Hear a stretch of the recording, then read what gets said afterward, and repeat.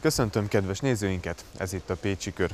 Mai műsorunkban foglalkozunk még egy kicsit a költészettel, mégpedig a fotó és a tánc perspektívájából. Beszélgetünk Krisztián Mendil karmesterrel, belenézünk a Hoppárt Szeretlek című produkciójába, végül pedig a programajánlóval búcsúzunk, tartsanak velünk!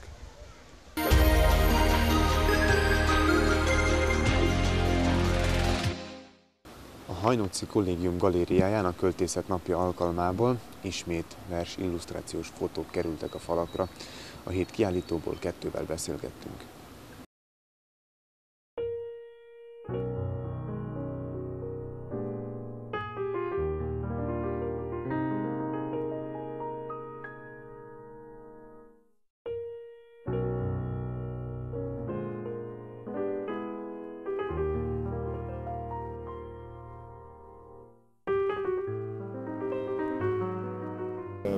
Második alkalommal lett ez ma megrendezve, tavaly is indultam egy képemmel, vagy kiállították az egyik képemet, és ez már egy ilyen megszokás szinte, hogy kiállítanak képeket itt kollégiumba, és akkor a fotószakkörvezetője Rudiba szólt nekem arról, hogy megint lesz egy ilyen, és akkor csináljak egy képet és verset hozzá csatoljak. Az érettségi előtt álló Tamica Dávid volt az egyik fotószakkörös, akinek láthatjuk egy képét kiállítva. 2 éve kezdtem el a fotózást, egy médiatábor keretein belül találkoztam vele először, ahol megtanultam az alapvető dolgokat a fotózásról. Toldi Tamara 10-es, és ő még csak idén kezdett ismerkedni a fotózással. Évelején kezdtem, amikor így választani kellett egy foglalkozást, hogy mire szeretnék járni minden héten, és ezt tetszett a legjobban, és ezért erre volt időm is, és ezért kezdtem el. Ahogy már Dávid említette, ő a képhez választott verset. Én úgy érzem, hogy könnyebb úgy, hogyha én fotózok egyet, és ahhoz keresek verset, mint hogy fotózok, vagy először a vers van meg, és ahhoz fotózok, mert szerintem az is sokkal nehezebb.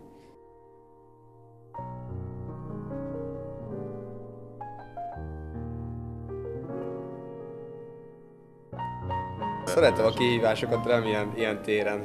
Szóval én jobban szeretem az ilyen biztosabb munkákat, meg biztosabb dolgokat. Először megcsinálom a képet, és akkor ahhoz keresek versi illusztrációt. A fényképhez egy József Attila verset választott. Téli este a címe, és a képet pedig a Mecsek kapunál készítettem március 16-án, így ilyen behavazott lépcsőt ábrázol, de nem lehet, legalábbis én szerintem külsősként nem tudom megállapítani, hogy ez egy lépcső tulajdonképpen, mert hogyha úgy nézzük, akkor lehet úgy nézni, hogy a fáról nézünk lefelé, és akkor fakérge lenne havas, de lehet úgy is nézni, hogy ott tényleg lépcső lenne ott. Dávid több képet is beküldött. Igazából ez úgy volt, hogy én hoztam Rudibának egy 15 darab képet, és mondtam neki, hogy válassza ki azt, amelyik legjobban tetszik, és akkor ahhoz küldök majd neki vers illusztrációt. Nem tudtam egyébként erről, hogy ő ezt fogja választani, mert én fönn a szobornál, a Mecsek oldalában fényképeztem a várost, meg minden, és azt hittem, hogy ez neki jobban fog tetszeni, mert ez a kép ez úgy sikerült, hogy sétáltam föl a Mecsek kapunál, és így lőttem egyet csak így a lépcső felé, és úgy néz ki, ezt tetszett legjobban Rudibának. Tamara volt az egyetlen a kiállítók közül, aki tényleg versillusztrációt készített. Hát először úgy szerettem volna, hogy találok egy jó képet, amit szeretek, és akkor majd hozzá egy verset, de végül is mégis egy vers lett, a Petőfi Sándor Egy gondolat bánt engemet, és erre csináltunk egy képet, és az egyik barátnőmet kértem meg, aki itt lakik a másik szobában, és ő állt modellt nekem. Egy versen nagyon nehéz olyan képet találni, ami így átadja a versnek az üzenetét, és pont ez volt benne a jó, hogy egy csomó párnát így beraktunk a képben, és így talán át tudtuk adni azt, hogy mit akar mondani ez az egész.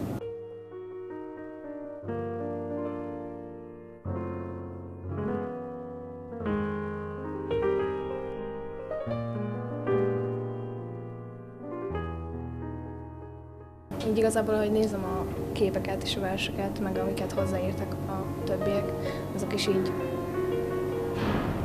átadták azt, hogy mi az üzenete a versnek, vagy mit akar mondani számunkra ez az egész.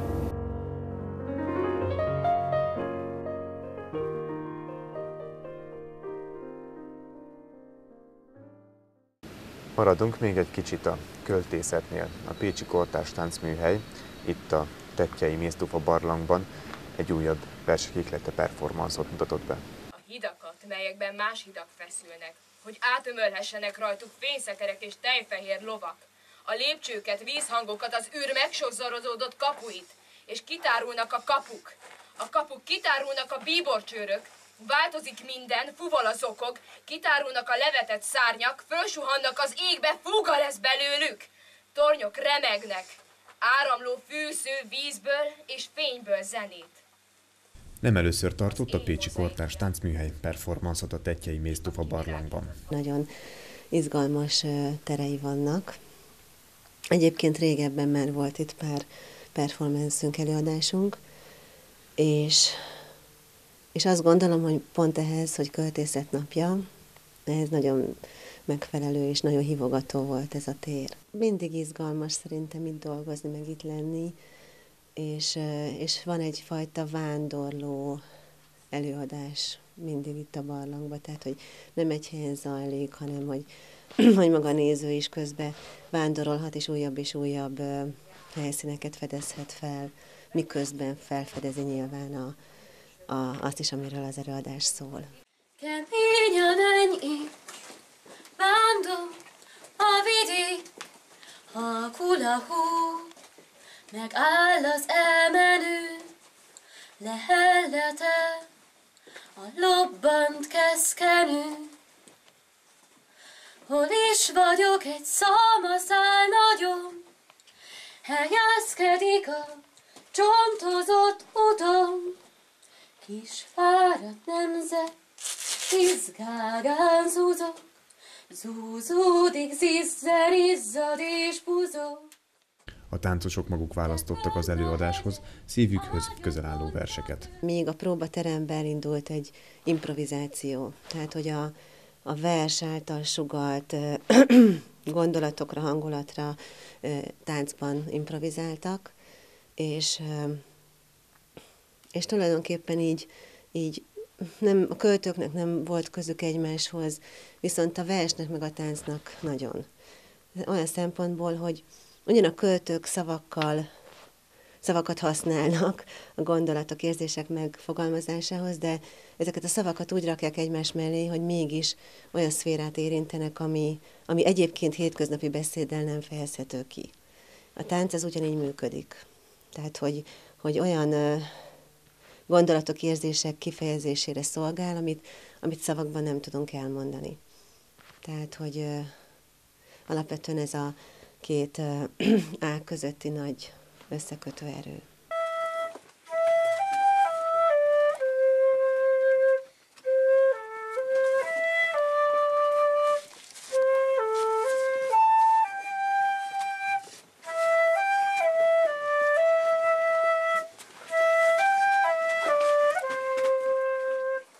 A versek mellé zene is társult esetenként.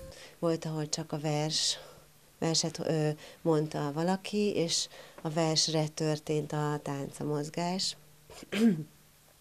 Volt, amikor vers ihlette magát a táncot, és ahhoz találtunk zenét, de maga a vers nem hangzott el. És akkor volt az, amikor élő zene kísérte, ott pedig egyszerűen azt a hangulatot, azt az érzést próbálta a zenész is visszaadni, amit a vers indított el, amit a mozgás még hozzátett, és akkor a három találkozott. A Diabelli Művészeti Iskola növendékei közreműködtek csellóval, fuvolával és hegedűvel. Ez tulajdonképpen egy első találkozás volt velük, úgyhogy egy kicsit így izgultak, mert nekik ez a terület, hogy improvizáció még azért új,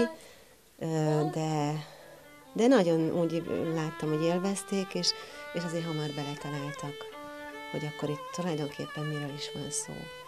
Az improvizációs mozgásokat, táncokat különböző módszerekkel gyakorolják.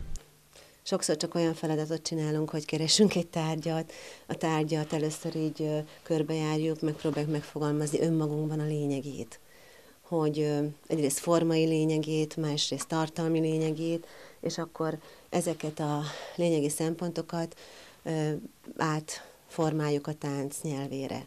Tehát, hogy most akkor annak a valaminek egy nehézkes jellege van, és funkcionális, vagy éppen nagyon könnyed, és inkább esztétika a fő jellemzője.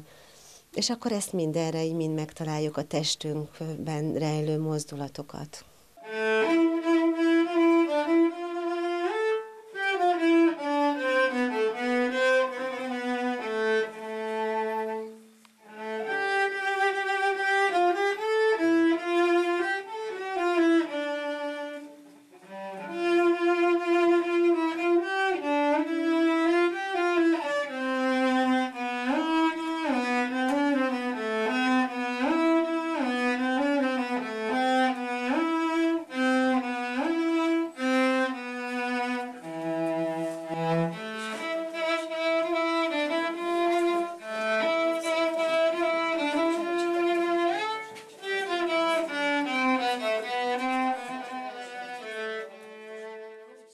Pannon filharmonikusokat legutóbbi koncertjükön a világhírű Christian Mendil dirigálta.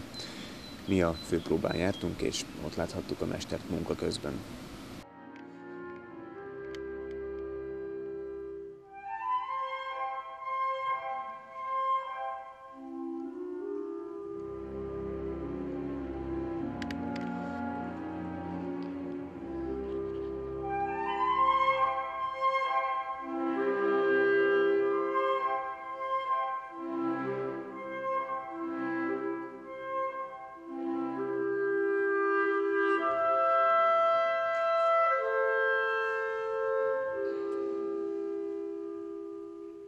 Yes, it's a very, very good orchestra, indeed. And it is not a simple compliment, it is the truth. Ez egy nagyon jó zenekar, valóban. Ez nem csak egy egyszerű dicséret, ez az igazság. Nagyon jól éreztem magam velük, nagyon profi és a zene iránt nagyon elhivatott zenészekről van szó, ami talán néha fontosabb is, mint a profizmus. A mester a koncertteremmel is nagyon elégedett volt. A terem lenyűgöző, abszolút nagyszerű, ez az egyik legjobb Európában. Nekem hihetsz, sok európai koncerttermet ismerek, szóval minden bizonnyal ez az egyik legjobb Európában.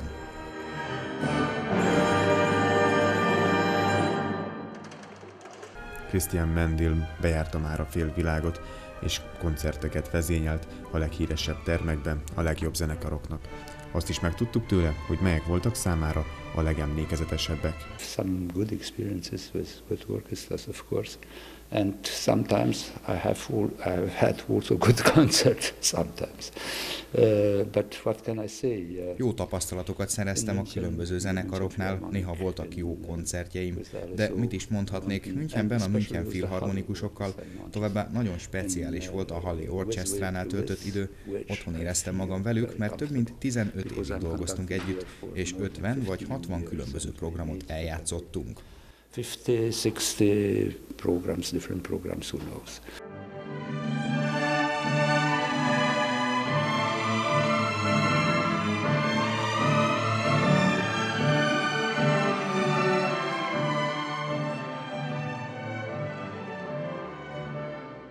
Kedvenc komponistái közé tartozik például Bartók is. Igen, sok van. A leghíresebb komponisták közül, kezdve Bachal, Mozart, Beethoven, Brahms, Bruckner, természetesen a 20. századból is vannak kedvenceim. Nagyon szeretem például Bachot, néhány művét már dirigáltam.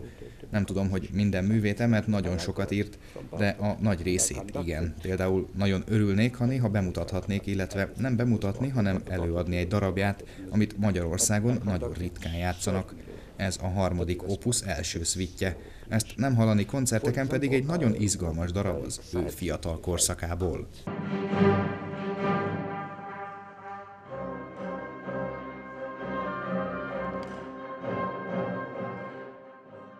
Sikerének titkáról is megfogalmazott néhány szerény gondolatot. Nem tudom, hogy van-e titkom, én csak próbálok őszinte zenész lenni és megmutatni a zenei érzékiségemet minden alkalommal. mikor kiállok a karmesteri pódiumra. Ha ez a titok, akkor legyen, de igazából ez egy út. Azt gondolom, ez az egyetlen helyes út, hogy bizonyítsunk, és hogy jó munkát tudjunk végezni a zenészekkel. Ha nyitott vagy, és az igaz, a helyes zenei úton jársz, mindenki érteni fogja ezt, és jól tudsz majd dolgozni. Jó visszajelzéseket kapsz, és a kommunikáció zökkenőmentes lehet. Ez a titok. A zene céljáról, funkciójáról is nyilatkozott. Összetett. Ebben a pillanatban van zenénk belül. Azokat az embereket, akik nem engedik be a zenét, nagyon szegénynek tartom. Elvesztik az emberi mi voltuk érzékiségét. A zene hozzátartozik az emberhez, ez talán a legfontosabb találmány, amit valaha létrehoztak a világon. A zene egy különleges emberi találmány, és hozzátartozik az emberhez, az emberségünk része. Ha elveszítjük ezt a részt, nagyon szegények leszünk.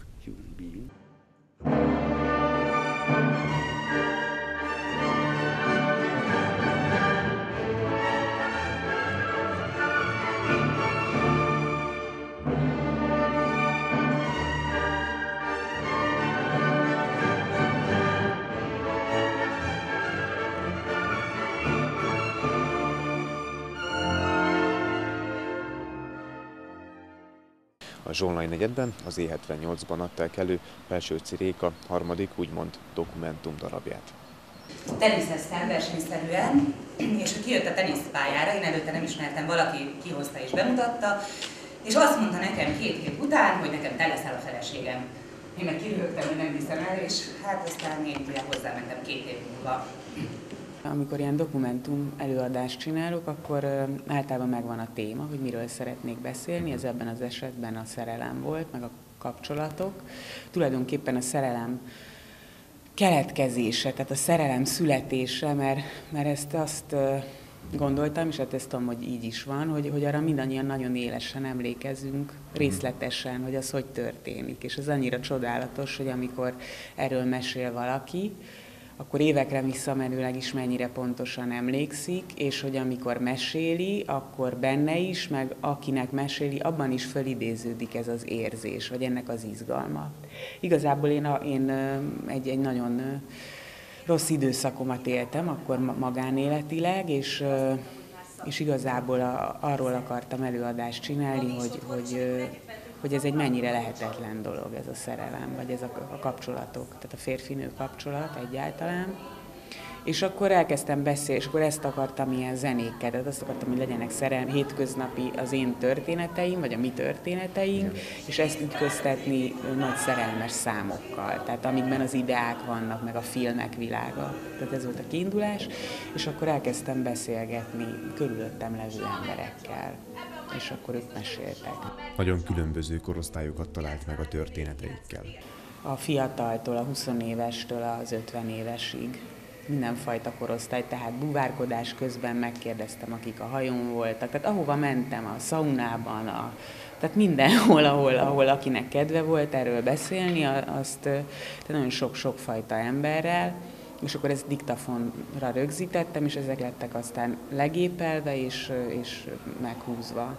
Nekem nem volt az az érzés, amit az amerikai filmekkel, hogy például nekem rám szólt a nővérke, amikor kihozták a gyereket, mint egy csirkét, rám szólt, hogy fényképezzek. Hát mondom, mit fényképezzek? Hát koszos, véres, mosdassák le, majd akkor lefényképezem. De hát apuka, mondom, nem érdekel, én nem fogom lefényképezni. És azóta ezen gondolkodtam, és megint csak bűntudatom volt, hogy nem volt bennem ez az érzés, hogy most rohangáljak, újjongak és ugrándózzak és üvöltözzek, hogy úristen, apa vagyok. A szövegek dramatizálásában Sirokai Pori volt segítségére. Igazából az előadásnak a végső formáját, tehát az, hogy a szövegek hogy vannak összeollózva, vagy kik beszélnek együtt, ezt egyedül csináltam, igen. A darab címe Szeretlek, ami leírva úgy néz ki, hogy a szeret szó, majd 3 pont, és a lek személyrag. Valami furcsaság, valami az, hogy szeretlek, vagy szerettelek, tehát valami ilyesmit próbáltam ezzel kifejezni, hogy bennem van egy hit ezzel kapcsolatban, a szerelemmel kapcsolatban, de hogy az, hogy én szeretlek téged, az nem egy egyszerű dolog. Ha lehetett volna, akkor 3-4-szer szexelt volna velem egy nap. Úgyhogy nekem nem volt jó. De hogy ne legyen konfliktus, én megtettem. Én megtettem legalább egyszer egy nap, én nem utasítottam vissza. Én megtettem, én szétraktam a lábam, ő megpult engem, ahogy kell, én megtettem. Csak nem élveztem. És eljött az a pillanat, amikor már undorodtam. Tehát, hogy hozzád ér, és te már rosszul vagy. És ez nagyon zsúlyos, hogy ennyire kibeszélem, de hát, hogy nem szeretek mosdani. A Pécsi Nemzeti Színházban is láthattunk már ilyen dokumentumokon alapuló előadást, mégpedig a Jó pálinka itassa magát című produkciót.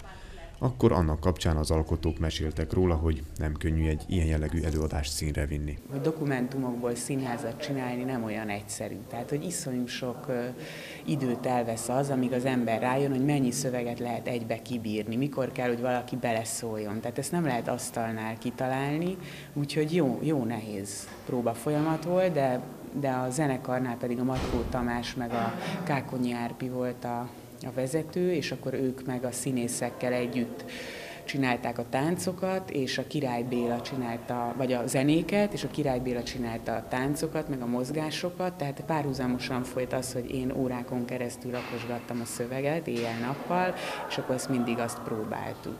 Pelsőci Réka jelenleg is egy dokumentum előadáson dolgozik a győri Vaskakas Bábszínházban, melyben női történeteket és viszonyokat mutat majd meg a hozzá legközelebb álló nőknek ajánlva.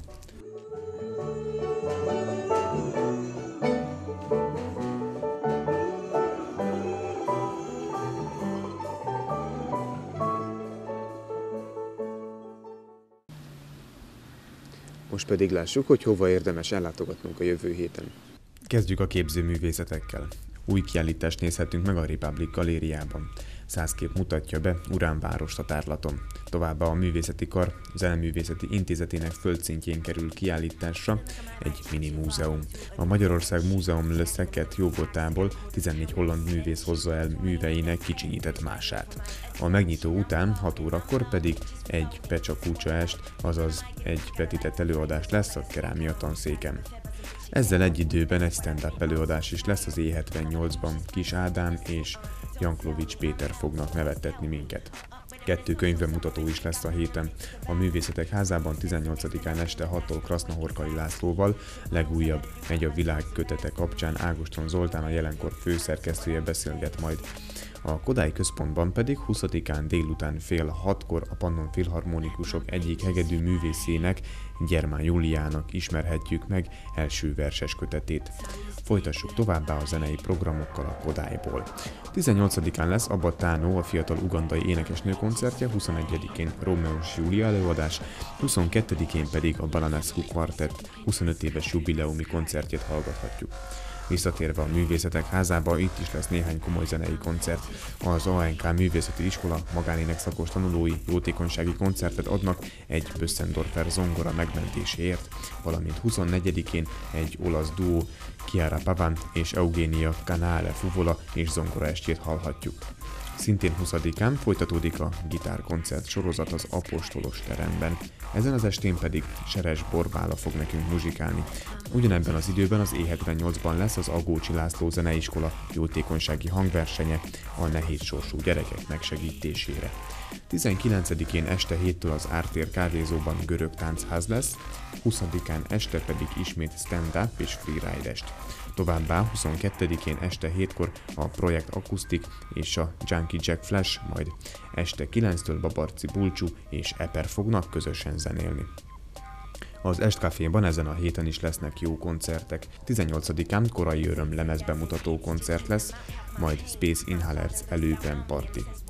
Majd másnap itt lesz a Turbo, a Green Thief Ausztriából, valamint a Grand Mexican Warlock. A Csinos Presszó a héten ünnepli első szülinapját. Csütörtök, péntek, szombat délutántól hajnalig megy majd a mulatás mindenféle csinos programokkal, esténként koncertek, illetve csütörtökön improvokál előadás. De lesznek gyerekprogramok, grill sütőverseny, borkostolás és lángos sütés is. Jöjjön továbbá a színházak műsora. A Nemzetiben 18-án még lesz egy banális viszonyok, egy halálos tavasz és egy kétarcú boszorkány.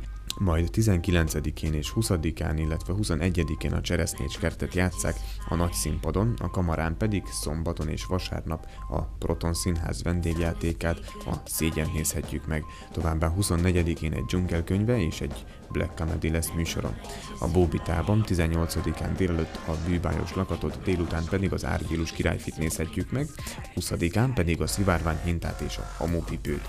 Az Egyetemi Színházban 22-én bemutatják a Csongor és Tündét, majd játsszák még 24-én és 26-án is.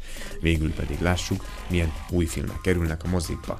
Az Apollóban vetíteni fogják az Il Manors Rázós környék című filmet, valamint láthatjuk majd a Horrorra akadva sorozat 5. részét is.